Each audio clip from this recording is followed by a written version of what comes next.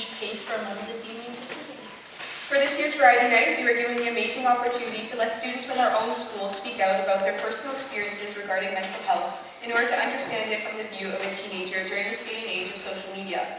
Please welcome to the stage Dominic with his personal speech on overcoming obstacles in the face of adversity.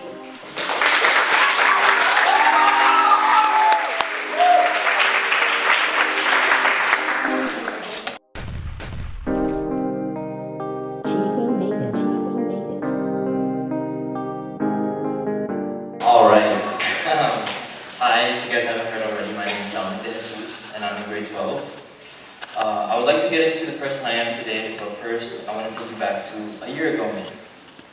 I won't get too personal with what was going on because it involves relationships and friendships, and that's not what you guys are here to listen to.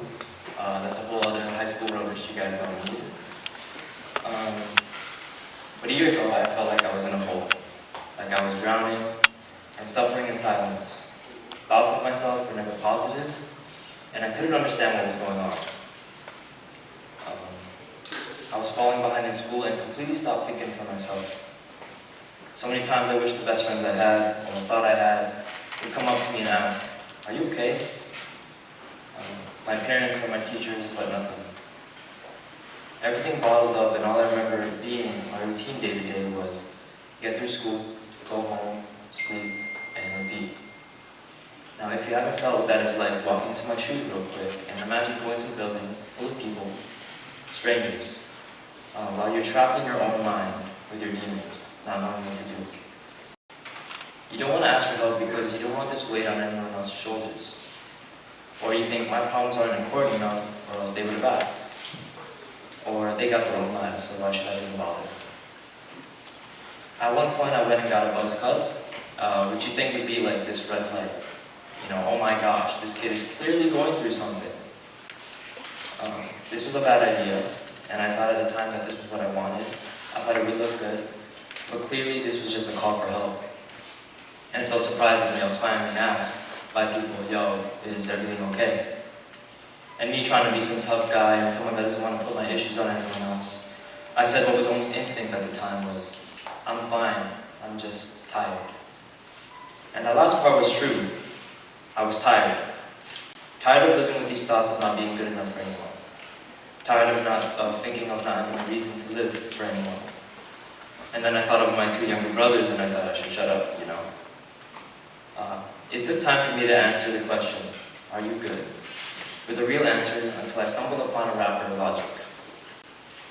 I watched his documentary on Netflix and all his interviews where he talks about his mental health and his anxiety, and I felt all of a sudden not so alone.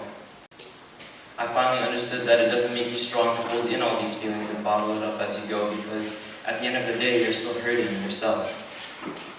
It takes real strength and courage to be real with yourself and those around you, and to reach out to anyone, your best friends, family, teachers, guidance counselors, a therapist, whoever it may be, because you are never alone.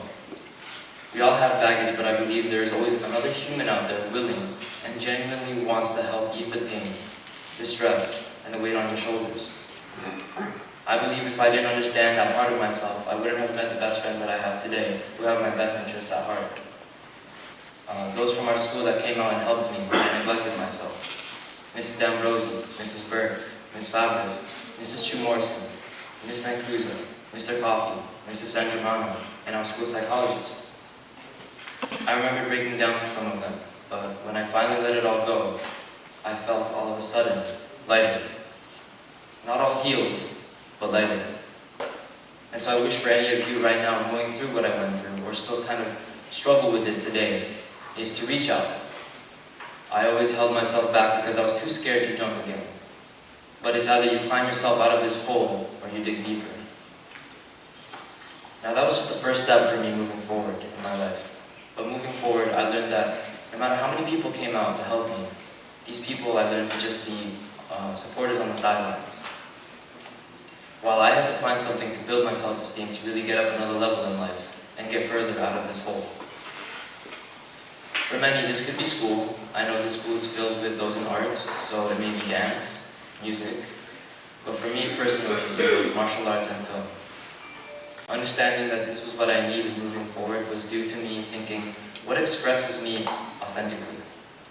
The next step is always, what is going to help me feel fulfilled in life? You want to be happy with not just those you surround yourself with, but every day you want to be happy with the person you see in the mirror. But I ask that you don't mix up the idea of what makes you feel happy and what makes you feel pleasurable. I understand we're in a time where teens in society think they can fill their hole with drugs and alcohol, but I encourage that you don't. But hey, it's your life. All I'm saying is that if you're trying to find lifetime happiness, it is built over time that you aren't wasting this precious time seeking temporary pleasure. Through martial arts, I was able to care for my health, quit my job at McDonald's to start teaching others, demonstrate in front of thousands. Through film, I was chosen for the Vaughan Film Festival last year, create videos for YouTube that, no matter how small it is, inspire the few that watch me, and start a podcast with some of my best friends. I never thought where I am today is where I'd get to a year ago. All I remember feeling was lost, alone, and confused. It takes time, but eventually you have to take that time to find it in yourself, to reach out again, and remember that you aren't alone. There are people that care, there are people that will ease the weight off your shoulders, and you find that support system that will feed you the energy needed to feel lighter. Once you are able to allow yourself to be caught when you are falling, and are ready, dive back into life. Climb out of that hole and fill it with passion. Fill it with something you can look at yourself in the mirror and be proud of. Learn to love yourself and express yourself truly. I understand that for many it's hard to believe this, but whatever mental state you are in can be completely different months from now. A lot of us can feel like there are things we could have done differently, maybe feel like they are falling behind others in life. But I truly believe that where we are is where we're supposed to be, that predicates where we will be in the future. Don't allow yourself to bottle things up, those around you will listen. And to everyone, please listen to those hurting. It means a lot to others when we all stop feeling so alone. Thank you.